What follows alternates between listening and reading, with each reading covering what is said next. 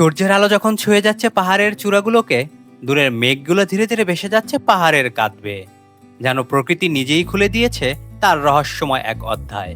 এটাই বান্দরবান, যেখানে প্রতিটি পাহাড়ের আড়ালে লুকিয়ে থাকে নতুন কোনো গল্প, আর প্রতিটি পথ নিয়ে যায় অজানার দিকে। ঢাকা থেকে দীর্ঘ পথ পাড়ি দিয়ে আলীকদম হয়ে চাঁদের গাড়িতে করে পৌঁছে গিয়েছিলাম 21 কিলো পয়েন্টে। মেঘে ঢাকা পাহাড়ি রাস্তা পেরিয়ে সেখানেই শেষ হয়েছিল প্রথম এপিসোড। কিন্তু পাহাড় কখনো তার সব গল্প একসাথে বলে না। কিছু গল্পের জন্য আরও গভীরে যেতে হয়। আর আজ ঠিক সেই গল্পের খোঁজেই বের হয়েছি। সামনে অপেক্ষা করছে খেমসংপাড়া, পাহাড়ের গহীনে মেঘের বুকের ভেতর লুকিয়ে থাকা এক জনপদ, যেখানে পৌঁছানোর পথটাই যেন একটি অভিযানের নাম। এই পথে আছে ক্লান্তি, আছে চ্যালেঞ্জ, আছে অজানার আহ্বান। আর সেই অজানার দিকেই আজ আমরা হাঁটতে শুরু করেছি। চলুন শুরু করা যাক আজকের ভ্রমণ গল্প খেমসংপাড়ার পথে। সবাই একসাথে, মানে সমানভাবে সবাই একসাথে ট্রেকিং করবো আমরা।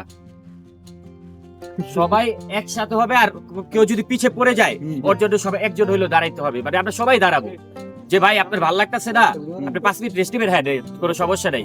কিন্তু আপনি না বইলা যে হঠাৎ পিছনে দাঁড়ায় যাবেন, এটা হইব না, ঠিক আছে? আর সব সময় সবার সামনে থাকবো গাইড দাদা, আর সবার পিছনে আমি থাকবো, দুজনের একজন থাকবেই। যদি কেউ মাঝখানে যায় চিন্তাছেন না কোনো রাস্তা, ওই জায়গায় দাঁড়ায় থাকবেন, ঠিক আছে? লড়বেন না, মানে ওই জায়গায় দাঁড়ায় থাকবেন যে সামনে দুইটা রাস্তা, এর কোন দিক থেকে আমি তো দেখি না, পিছনে সমস্যা না, আমি আছে, আমি দেখা নিয়ে যাবো, ঠিক আছে? আর কেউ ভাই কোনো হরণ তরণ করেন না, বুঝতেছেন তো হরণ তরণ মানে কি? কেউ লাফালাফি করেন না, পাহাড়ের পরিবেশ সুন্দরভাবে চলাফেরা করেন। এটা হলো খেমসংপাড়ার দিকে যাওয়ার রাস্তা।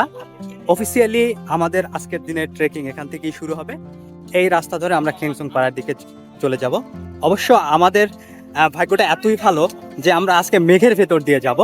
দেখুন এখানে কি পরিমাণ মেঘ। এই রাস্তা দিয়ে কিন্তু আমরা সামনের দিকে এগিয়ে যাব। তো চলুন যেতে যেতে পথের সৌন্দর্য দেখি।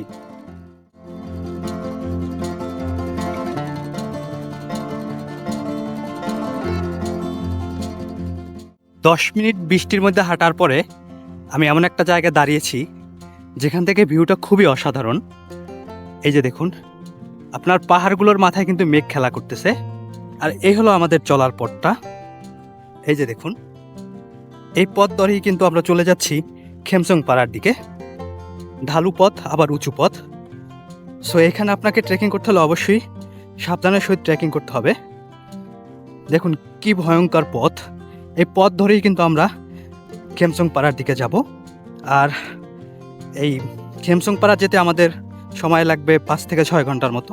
আর 5 থেকে 6 ঘন্টার পথগুলো কিন্তু এরকমই। আমি এখন কিন্তু নিচে নামতেছি। নামার পরে কিন্তু আমি আবার ওই উপরের চূড়ার দিকে উঠব। সো এখানে কষ্টের সাথে সাথে কিন্তু আপনার প্রাপ্তিও অনেক বেশি। কারণ শুধু কষ্ট দেখলে হবে না, আপনি এখানে কি কি দেখতেছেন সেগুলো কিন্তু আপনার মাথায় রেখে কিন্তু এই বান্দরবানে আসা উচিত।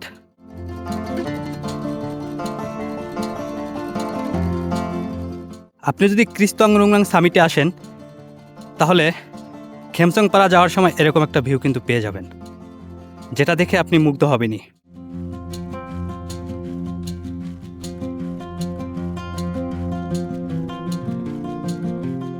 জাস্ট 30 মিনিট হাঁটার পরে আপনি এমন একটা ভিউ দেখতে পারবেন।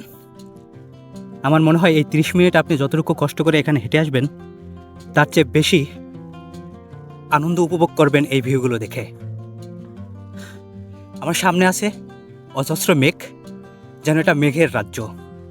আসলে মেঘগুলো পাহাড়কে এত সুন্দর করে ফুটিয়ে তুলেছে যে আপনি যদি এই ক্রিস্তাংরুংরাং সামিটে না আসেন তাহলে কিন্তু আপনি বুঝতে পারবেন না বা আপনি দেখতে পারবেন না। আপনি যখন ক্রিস্তাংরুং সামিটে এসে খেমসংপাড়ার দিকে যাবেন তখন কিন্তু এই ভিউটা আপনি দেখতে পারবেন। খুবই সুন্দর একটা ভিউ।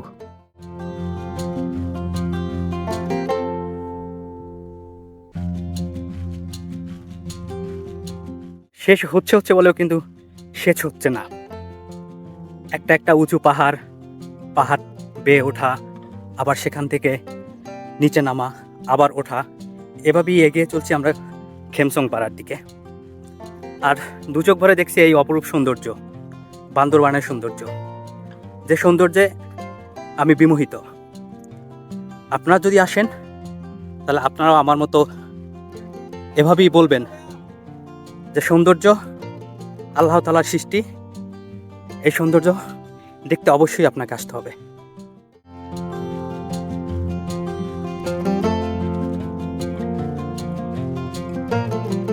পাহাড়ি এই নির্জন পথে হাঁটতে হাঁটতে বারবার মনে হচ্ছিল প্রকৃতি যেন তার সবচেয়ে সুন্দর রূপটুকু এখানে লুকিয়ে রেখেছে।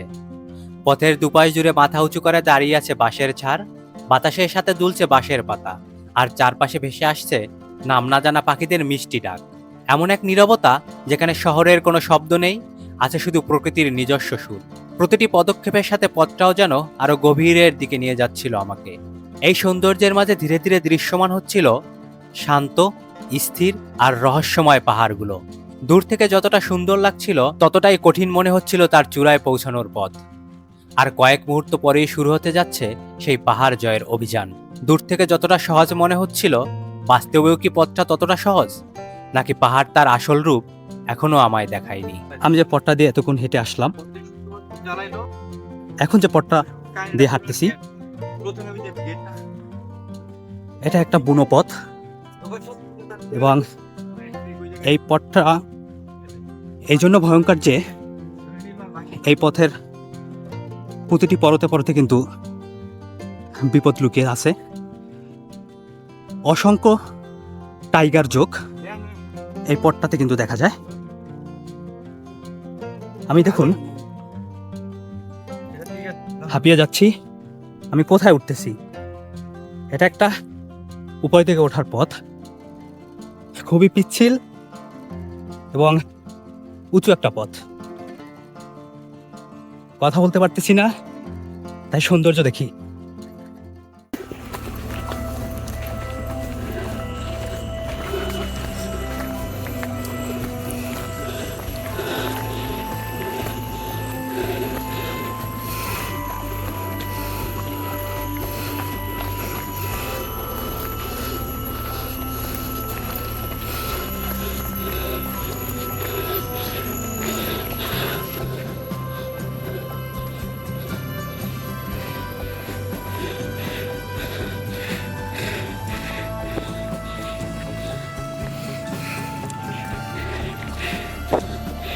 আর পারছি না, একটু দাঁড়িয়ে নেই, কারণ উপরে এখন যে পথটুকু আছে এটুকু খুবই খারাপ একটা পথ। সো একটু বিশ্রাম নিয়ে নিতেই হচ্ছে। বাকি পথটা উঠতেছি, সাথে থাকুন।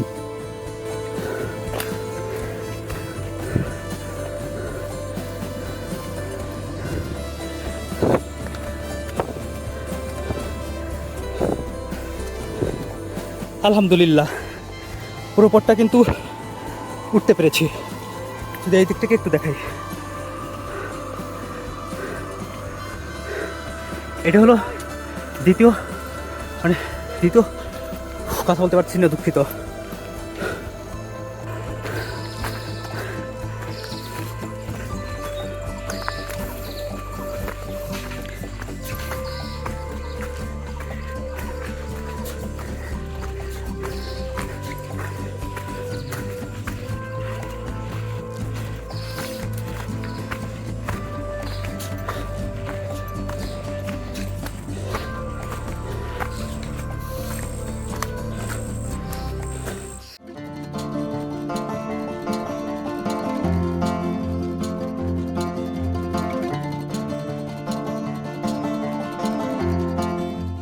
$21 কিলো থেকে 2 ঘন্টা 10 মিনিট ট্রেকিং করার পরে আমরা একটা ঝুম ঘরের নিচে এসে বসেছি।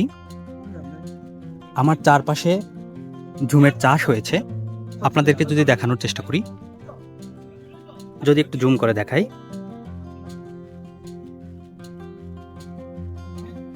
এই যে দেখুন, আমার হাতের এই দিকে কিন্তু একটা ঝুম ঘর দেখা যাচ্ছে, এবং সেখানে কিছু ঝুম চাষি কাজ করতেছে, এবং সেটা নারী পুরুষ দুটোই হতে পারে।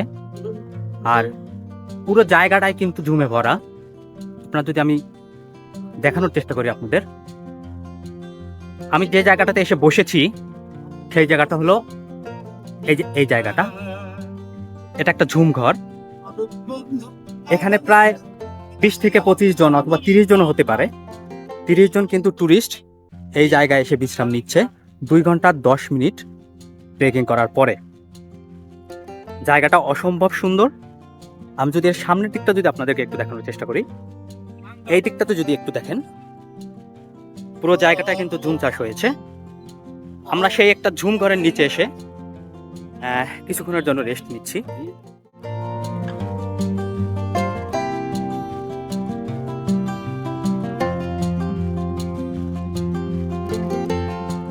আর আমরা এই দিকটা থেকে এসেছি। হয়তো আমরা ওই যে আমাদের গাইড দাদা ওখানে দাঁড়িয়ে আছে, ওই দিকটা দিয়ে কিন্তু আমরা খেমচং পাড়ার দিকে যাব। আর আমরা এসেছি এই দিকটা থেকে। এই দিকটা থেকে আমরা বেশ কয়েকটি বড় পাহাড় ট্রেকিং করে কিন্তু এই জায়গাটাতে এসেছি।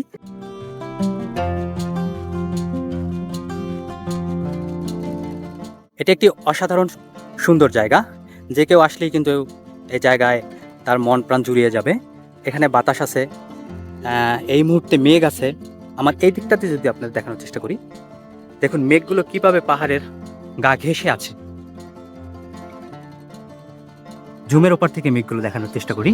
এই যে দেখুন কি অবস্থা, মেঘগুলো পাহাড়ের গা ঘেঁষে রয়েছে। খুবই সুন্দর একটা জায়গা। এই দিকের মেঘটা যদি একটু দেখানোর চেষ্টা করি,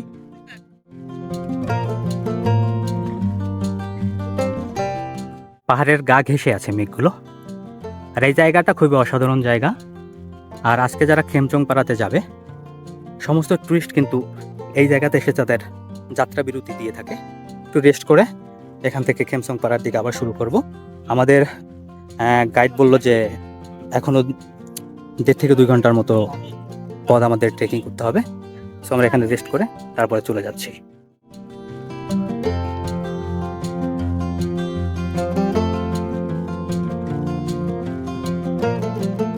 ঝুমঘরে বিশ্রাম নিয়ে আবারও পথ চলা শুরু করলাম খেমচং পাড়ার উদ্দেশ্যে।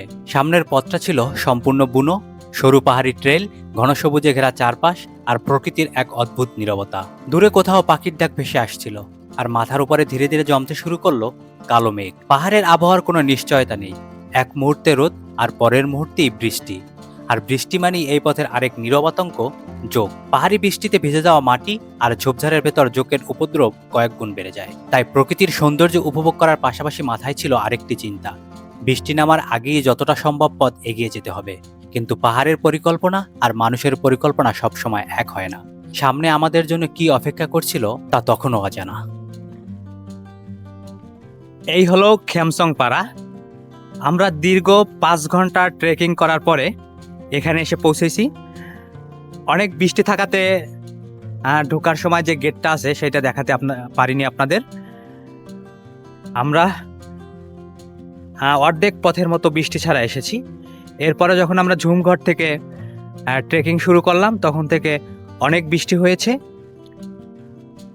যাদের রেইনকোট ছিল তারাও ভিজে গেছে, এবং যাদের ছিল না তারাও ভিজে গেছে।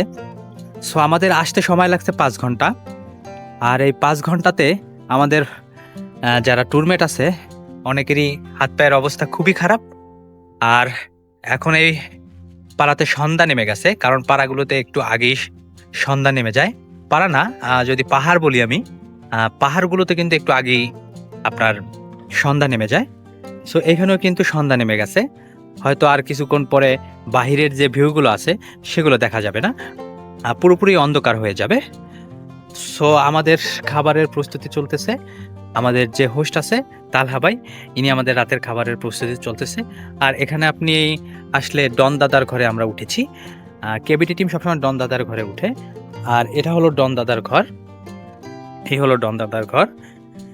এই ঘরে আমরা থাকবো আজকে হোস্ট আর গাইড সহ 14 জন। এই যে এই ঘরটাতে থাকবো। সবাই কিন্তু জামা কাপড় চেঞ্জ করে নিয়েছে, যতটুকু পানি পাওয়া যায় তা দিয়ে কিন্তু গোসল সেরে নিয়েছে। এই হলো ডন দাদার ঘর, আর এখানেই আমরা থাকবো। এখানে আমরা কয়েকজন থাকবো, আর পাশে একটা আছে ওইটাতে কয়েকজন থাকবে। টোটাল আমরা এখানে 14 জন থাকবো। এখানেই শেষ করছি 21 কিলো থেকে খেমচং পাড়ায় পৌঁছানোর দীর্ঘ ট্রেকিং যাত্রার আজকের এপিসোড।